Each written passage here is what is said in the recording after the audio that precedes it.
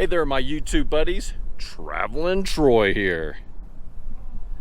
Today I'm preparing for my first ever trip to the Grand Canyon. But today I want to show you the long, laborious project that is my Astro Camper Van, the full tour. But first, let's break those chains.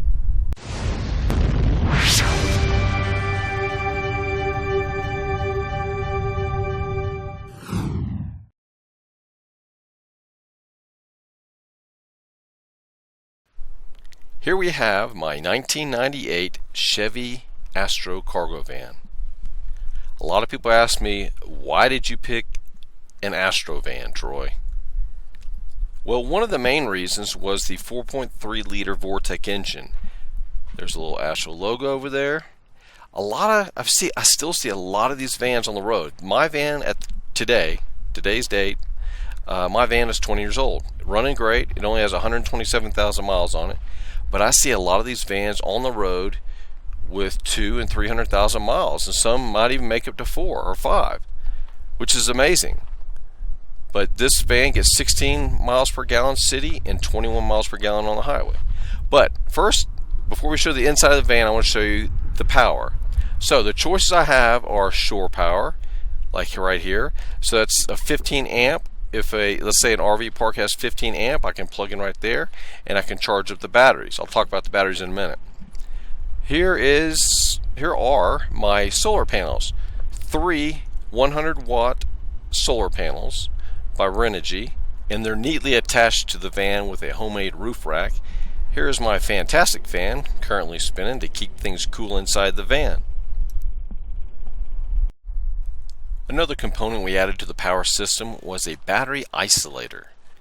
The isolator is connected here to the starting battery, and then we have a long cable running under the van all the way to the house batteries. On a rainy day, I can flick a switch under the steering wheel and I can charge the house batteries while driving. Now here's a look at what those systems are charging. I've got 2 of these 6-volt batteries, AGM batteries. Combined they give me a 12-volt system.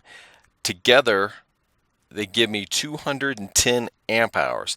Now this battery is made by US Battery, and if you go back and look at my Van Build 6, you can see exactly where and how we installed these batteries. Here's a look at the stats on those batteries, so all you folks out there trying to be masters of the amp can get an idea of what these batteries can do.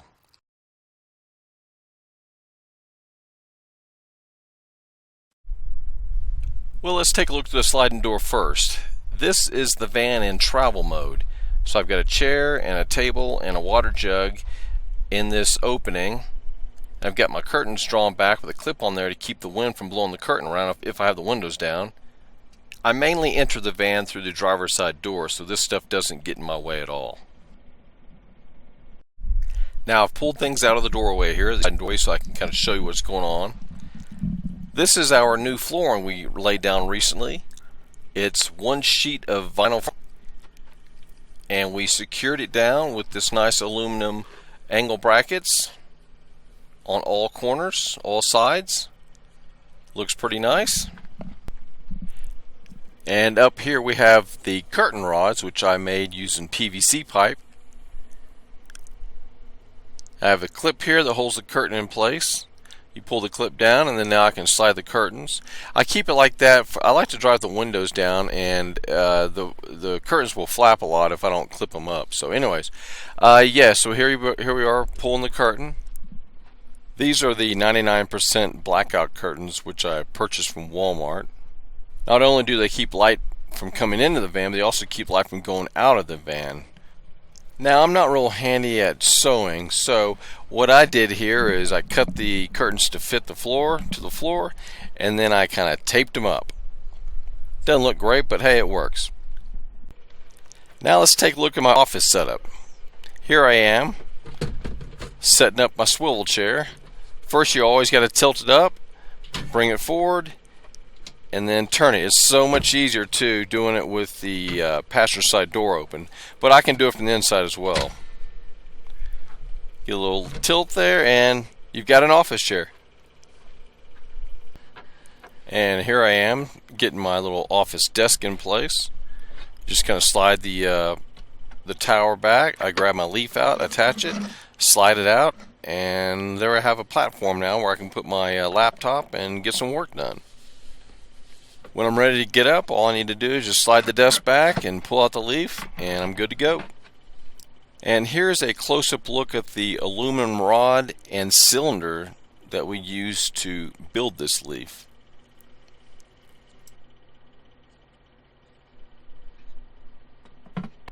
How about I pull the laptop and show you what the office really looks like?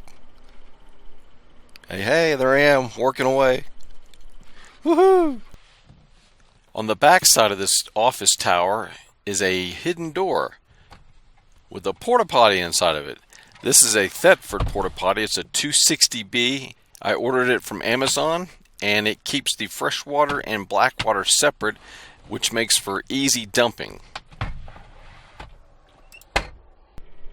My under the bed storage is used to house tools and tubs like this one, and whenever you slide it in, I have this little latch that drops down, this aluminum bar, magnetic bar. It catches and locks things in. I don't know if I've ever shown this on camera actually, but my sofa slash bed is a slide out bed. It's 24-inch wide. It's a 24-inch wide sofa. And when you pull it out like this, you gain an extra 12 inches, so it's 36 inches wide.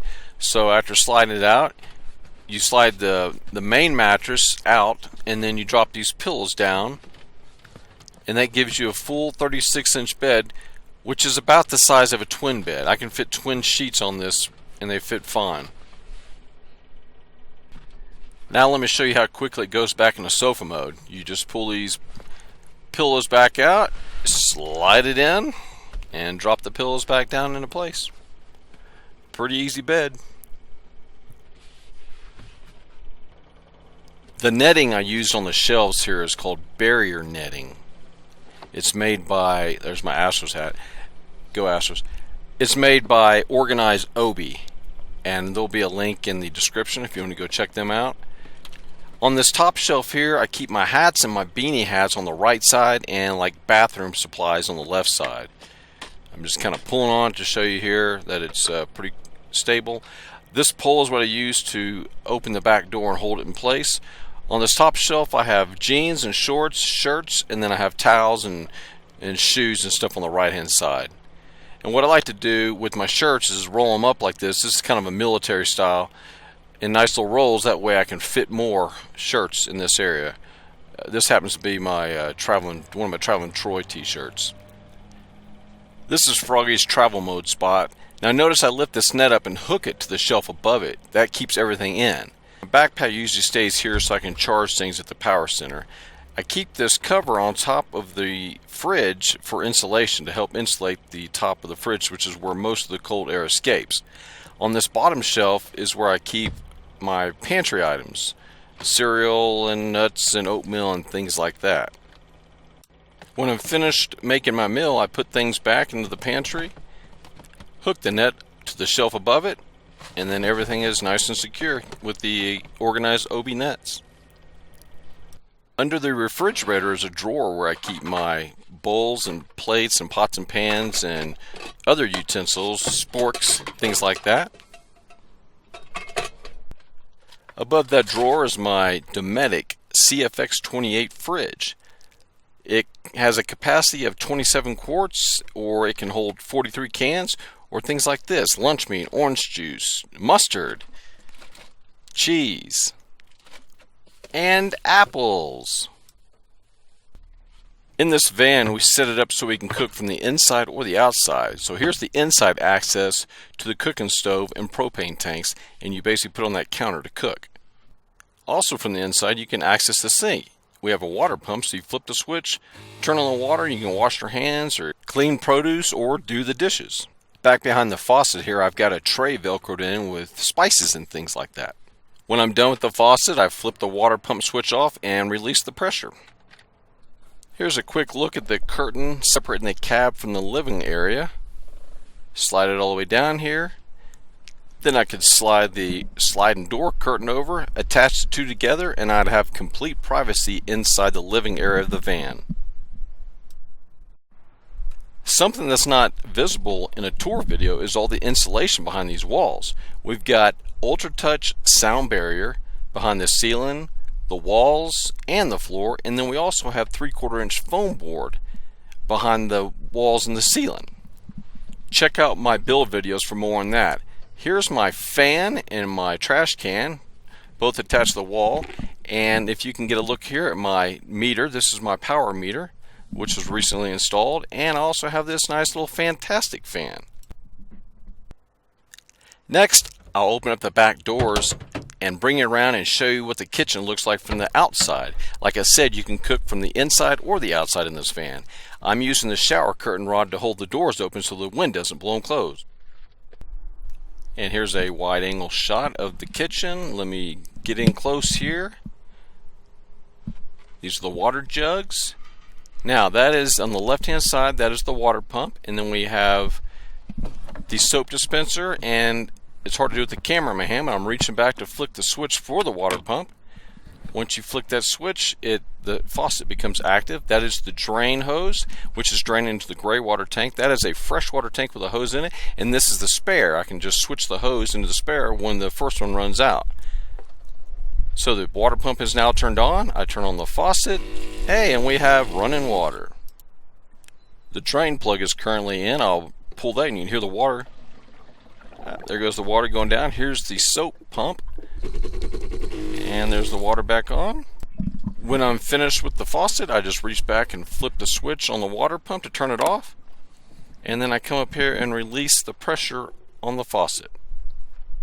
Below the kitchen countertop in the storage area is where I keep my propane cooktop and propane.